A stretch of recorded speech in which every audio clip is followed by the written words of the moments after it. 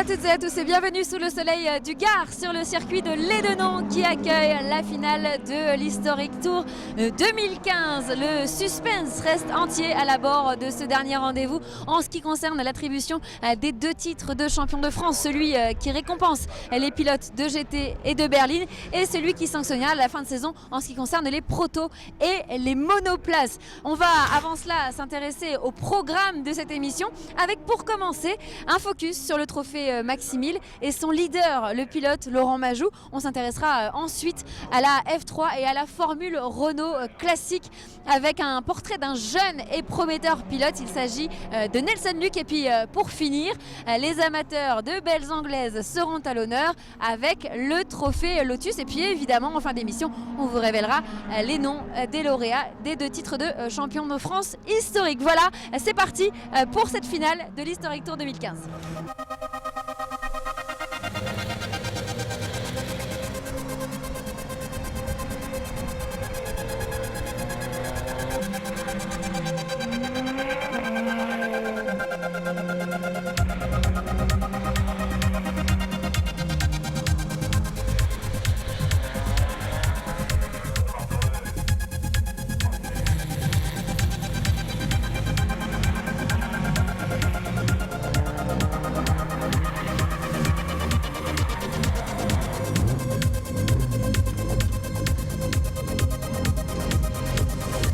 On se retrouve sur la pré-grille du trophée Max Mille ici à Lédenon. Ce trophée Max Mille qui réunit des autos de moins de 1300 cm3 qui datent avant l'année 1977. Et on est en compagnie de Laurent Majou, le leader de ce trophée Max Mille. Alors derrière nous, votre voiture, Laurent, une Austin Cooper S. Alors expliquez-nous d'abord pourquoi ce choix de cette petite anglaise. Bonjour déjà, et j'ai choisi cette voiture parce que c'est une voiture extrêmement ludique à conduire.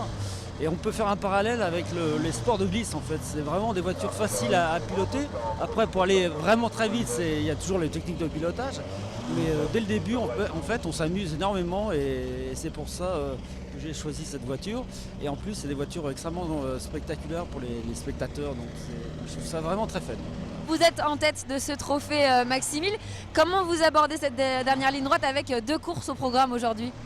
De manière très tranquille parce qu'on est quand même on est là pour se faire plaisir, on est des pilotes amateurs donc c'est vraiment plus de faire des courses en bagarre avec nos copains et voilà, être content et uniquement. Mais le trophée en soi n'est pas un objectif en fait, c'est surtout le plaisir. Et avec un chrono d'1 seconde 8 plus rapide que ses adversaires, c'est depuis la pole position que Laurent Majou s'élance pour cette première course du week-end.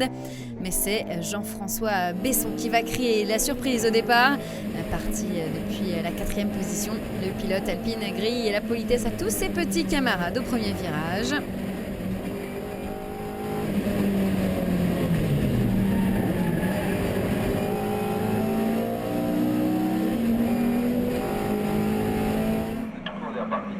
Bagarre qui va durer plus de 2 tours entre Majou et Besson avant que Laurent Majou ne trouve finalement l'ouverture sur la jolie française frappée du numéro 109.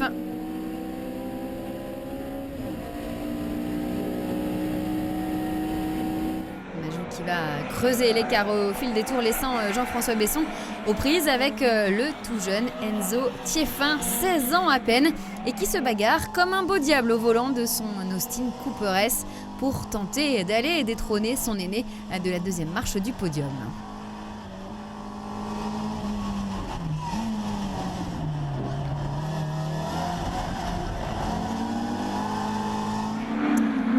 Malgré cette belle bagarre, Thieffin devra finalement se contenter de la 3e place dans cette course.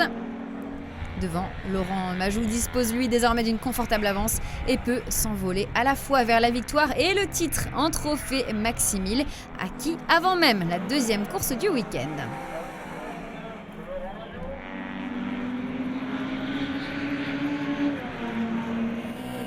Le départ de la 2e course maintenant en compagnie de Cyril Fornage depuis la 7e place sur la grille. Le pilote de l'Austin numéro 51, victime d'un petit contact dans la ligne droite et qui perd 2 places au premier virage.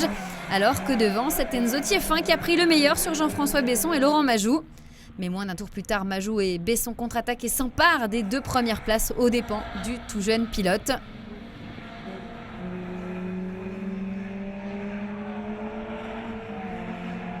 commence alors un duel pour la tête de la course entre Majou et Besson.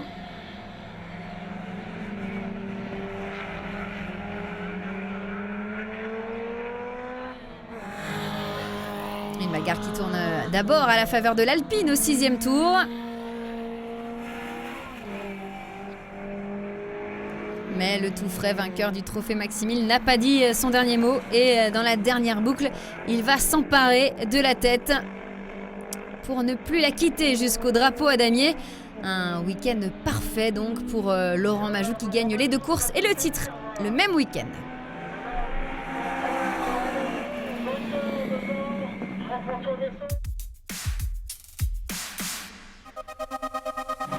Après les berlines, on s'intéresse aux monoplaces avec le trophée F3 et Formule Renault Classique. Une catégorie qui rassemble des pilotes de renom tels que Lionel Robert ou encore Frédéric Lajou, mais qui a su également séduire les jeunes pilotes. C'est le cas de Nelson Luc qui, après des débuts en Formule Campus, Formule Renault et en rallye, a fait le choix de la F3 Classique. Il nous explique pourquoi. Je suis un peu un puriste, la monoplace c'est quelque chose de vraiment particulier. Lorsque vous avez goûté ça, c'est difficile de passer à autre chose et donc pour moi la F3 ce sont des voitures très efficaces et avec un budget abordable comme la F3 classique et des très très belles courses. Leader du trophée F3 classique à tout juste 26 ans, Nelson a rapidement trouvé sa place au milieu des pilotes plus expérimentés du plateau. Je pense que ça bénéficie à tout le monde qu'un jeune arrive. Après, il faut avoir le bon esprit aussi. Il faut être fair-play sur la piste. Je n'ai pas fait de bêtises, je fais attention. Et puis en dehors, j'essaye d'être aussi naturel que possible. Et en fait, c'est vraiment comme une bande d'amis et gens proches qui ont la même passion, qui se rejoignent les week-ends, quoi. Donc il n'y a aucune raison de mal le vivre en fait. Je pense que ça serait bien qu'il y ait un peu plus de jeunes qui viennent un peu de mon profil. Et dans ce cas-là, je pense que la F3 classique sera vraiment un gros championnat de monoplace en France avec un gros niveau. Et c'est tout ce que je souhaite au championnat et c'est tout ce que je me souhaite aussi, pouvoir me mesurer à d'autres pilotes, à d'autres jeunes qui vont débarquer, qui vont peut-être marcher sur mes nouvelles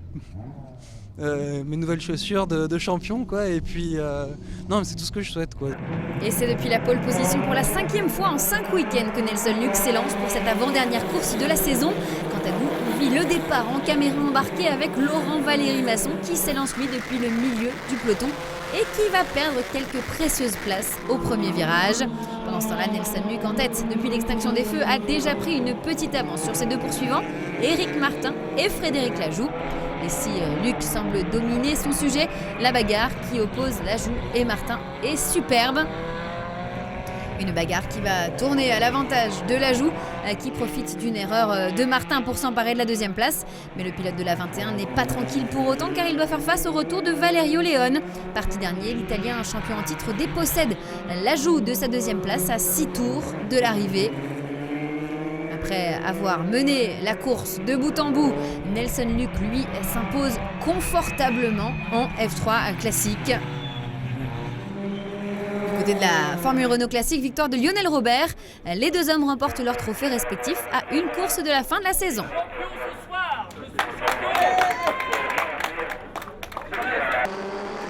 Et la 2e course sera à l'image de la première pour Nelson Luc, auteur une nouvelle fois du meilleur départ sous les yeux de Valerio Leone et Frédéric Lajou.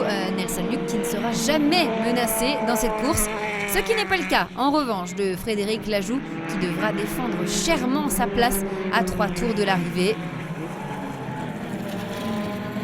Dépassé par Hénard Machet, le Monégasque mettra moins d'un tour à contre-attaquer et à récupérer son bien. Il monte sur la 3e marche du podium aux côtés de Valerio Leone et Nelson Luc qui aura signé un sans faute pour ce dernier rendez-vous de la saison.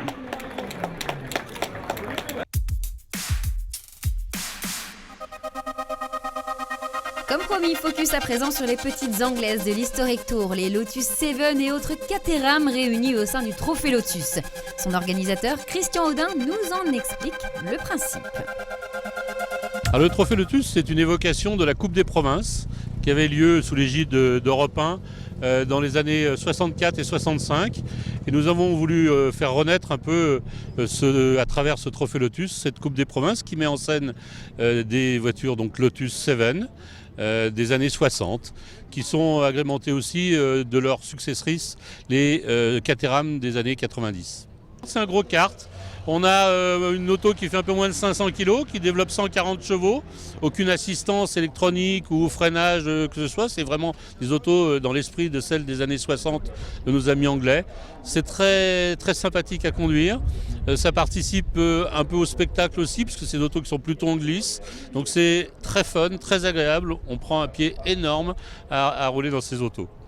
Et à 2 courses de la fin de la saison, qu'en est-il des enjeux sportifs de ce championnat ?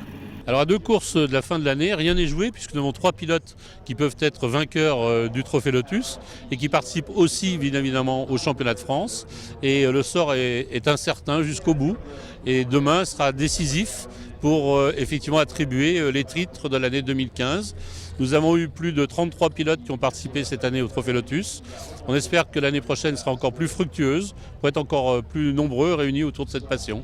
Et cette passion, on va la vivre à l'occasion de la première course du week-end avec un départ en compagnie de Philippe Huret, le pilote de la 74 qui s'élance depuis la 5e place et évite de justesse Jean-Jacques Billière, le poleman qui rate complètement son départ. Conséquence, c'est Xavier Jacquet qui va prendre les commandes de la course devant Anthony Delay, Florent Casalo et Claude Rucheton.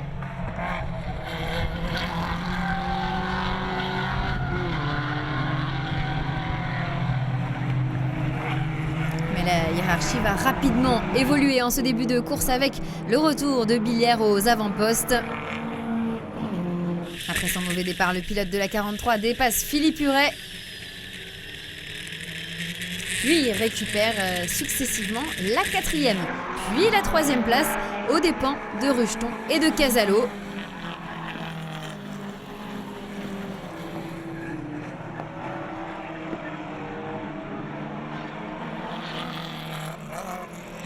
Une remontée malheureusement stoppée net par une sortie de piste au 8e tour. Pendant ce temps-là, Xavier Jacquet se dirige tranquillement vers la victoire. Il devance Delay et Casalo qui aura bien défendu sa 3e place jusqu'à l'arrivée face à Claude Rucheton. La 2e course, toujours depuis la Lotus 7 de Philippe Huret avec un départ volé. On vient de le voir pour Didier Bérézaï qui va écoper d'un drive-through au premier tour. Le meilleur départ est lui, une nouvelle fois, l'œuvre de Xavier Jacquet, tandis que derrière, Anthony Delay va aller dérober la 2e place à Florent Casalo.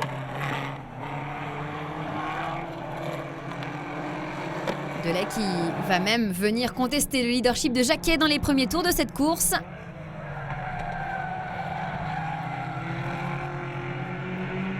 Pendant ce temps-là, un peu plus loin, Philippe Huret, lui, remonte progressivement. Après avoir dépassé ici Christian Audin au 4e tour, il dérobe la 6e place à Claude Rucheton.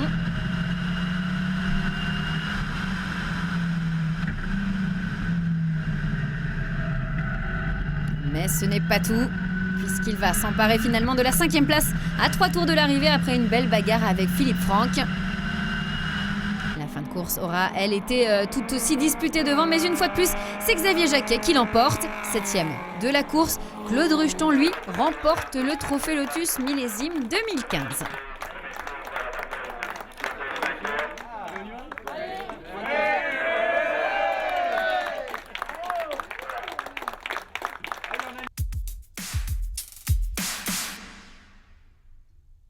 Et à l'issue de ce meeting de l'Edenon, le championnat de France historique des circuits 2015 a rendu son verdict et c'est Claude Boissy qui décroche le titre en tourisme et GT avec 355 points. Je suis très honoré, je suis content. Ça ne sera pas la première fois ni la dernière fois encore que je vais essayer encore de gagner quelque chose. L'année se termine très bien. Après avoir débuté après un accident, comme vous le savez, au bout de 2 ans dans le lit, me voilà d'aplomb. Une belle revanche en effet pour Claude Boissy, victime d'un accident de la route en 2013 et qui avait repris la compétition à la surprise de tous en début d'année. Du côté des monoplaces et proto, la couronne de champion de France revient quant à elle au pilote de Formule Ford historique François Bell pour 5 points devant Lionel Robert. C'était une super saison, on a fait des circuits magnifiques, des bagarres d'anthologie et à recommencer l'année prochaine avec le numéro 1. Donc. Ainsi s'achève ce dernier rendez-vous de l'Historic Tour millésime 2015. À très bientôt sur Motors TV.